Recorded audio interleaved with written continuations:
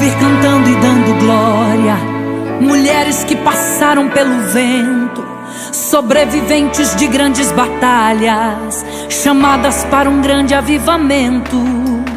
Quero ouvir cantando e dando glória as que clamaram pela madrugada, aquelas que choraram pra Jesus e na oração foram consoladas.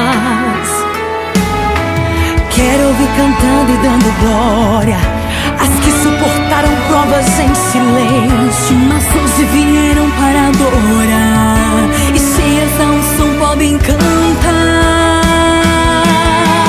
Quero vê-las de mãos levantadas, mulheres que o Senhor escolheu, aquelas que chegaram pela fé, de pé estão glorificando a Deus.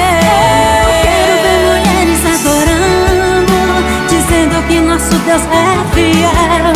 Mulheres quebrantadas e curadas, dizendo que o milagre recebeu.